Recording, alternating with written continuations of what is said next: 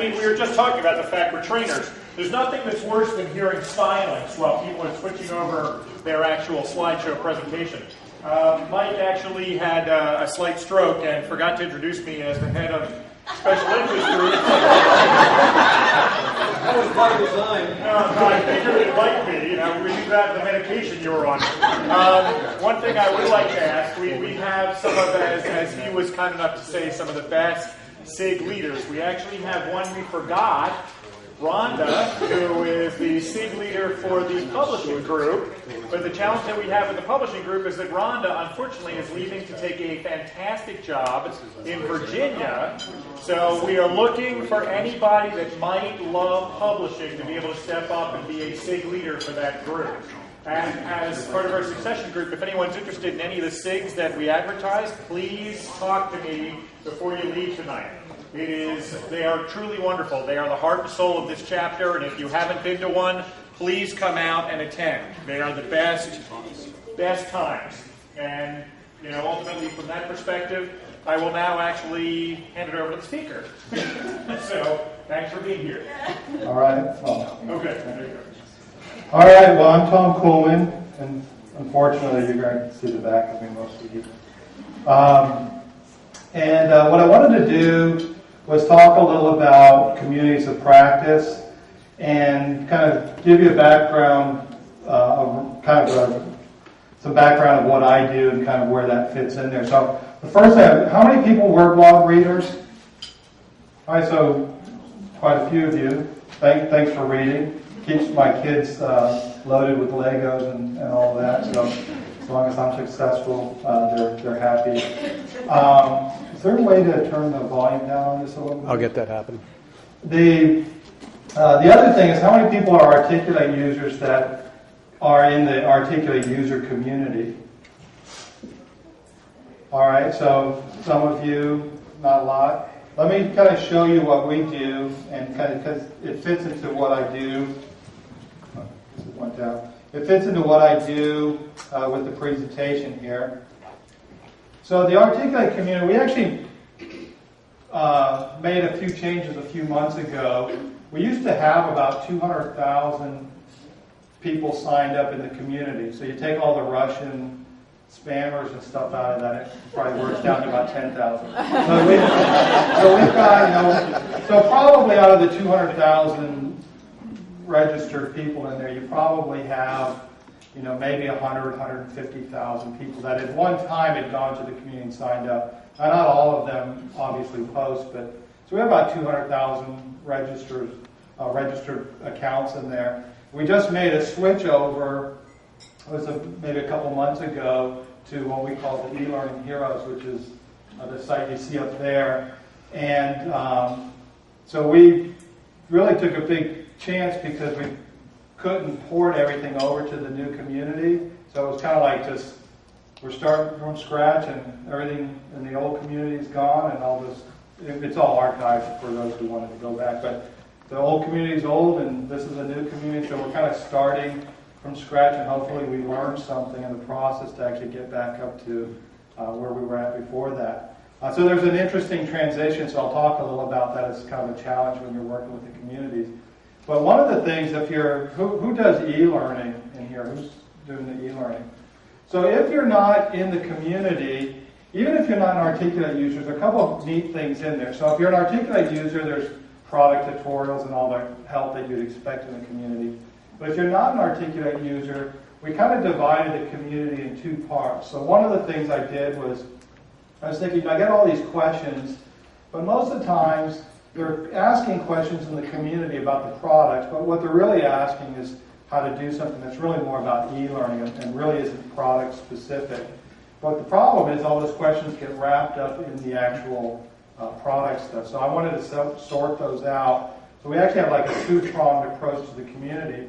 So on one side, I call it the Build a Better Course side, and then the other side is just all the product tutorials. So even if you're not an Articulate user, you can go to the Build a Better Course side. And we've got like and I'll talk a little about that tomorrow in terms of the structure of the way we approach kind of designing courses. But we've got a whole practice course in there, and all the tutorials and videos and all sorts of things in there to kind of teach you how to get started building an e-learning course with really no regard to the software that you're using. And then we've also got everything I do in the blog. One of the problems I have is people will email me and say, hey, you did this thing on the blog, and I won't remember that I actually did that. So I'll go, I did that? I can't remember. So I've got to go search, but I don't really have a good way for searching on my blog. So we moved all of this stuff, because nobody really cares about blogging what the downloads. So we moved, I know, so we've got the downloads, actually have it already loaded up here, somewhere in here. So we've got a bunch of downloads in here. And again, some of it's articulate specific, but really only a little bit of it. So there's a whole bunch of PowerPoint templates in there and all sorts of graphics and things. So anything we do, what we do as a community, anything we do, we give away for free. So David and Jeanette, who are community managers that work for me, that's the instructions that they have. Is if we build something and we own it, we'll give it away. You can do with it what you want. So even if you're not using our products, you can use whatever you can find and download in there. And the stuff that you can get in the download section, we've uploaded so we know there's no viruses and all that, because I know people are concerned about that. So I'll talk a little about the community. Then for the people who aren't blog readers, there's the blog right there. All right, so how does this fit into communities of practice? Oh, one last thing. See the link up there? Every time I do a session, I try to put all these resources and stuff together on a page, because I figure if I don't do well during the session, you at least walk away with a whole bunch of free stuff, right? And then you'll say, hey, that was a really good session. So, yes. And someone just mentioned that you do funny tweets as well. Well, yeah, I've got all my contact info at the end of the presentation. So I meant, if you do follow Twitter, it's @Tom Kuhlmann. And then I always tell people about half of the stuff might be interesting and half of it's just nonsense. So just follow half of what I tweet and you'll be okay. And I noticed, like, when Mike was asking about Twitter and how many people follow Twitter, I noticed nobody raised their hand, but I know there's congressmen who could really help get a lot of publicity. So anyway, the link up there will take you to a website that's got all sorts of, it's really more for tomorrow's presentation, but if you're not going to be able to make that one, you can download, there's a bunch of tutorials and free assets or whatever, so a lot of stuff in there. So let's talk a little about this community stuff. So I'm assuming that you're interested in community because you're here, so who's doing some community-related work at work? So what do you find to be some of your challenges with that? Just getting started. Okay, getting People started. interested in joining. Okay, getting people interested in joining. The level of knowledge goes from pre-beginner up to advanced. Right, so you have the needs. varying levels of interest and knowledge and experience. Some of you. Deciding if we should have officers starting or just try to keep it informal. All right, yeah, so whether it should be some more structure to it or some informal, just kind of keep it informal.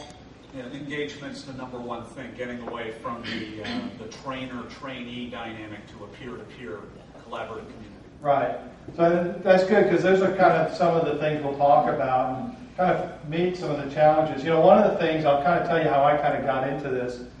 Years ago, it was about 1965. No, I won't go back that far.